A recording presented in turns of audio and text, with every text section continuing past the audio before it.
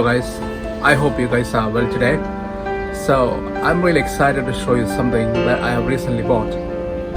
When I went for travel, I have taken some good photographs and I really wanted to make them, moments for me to just see.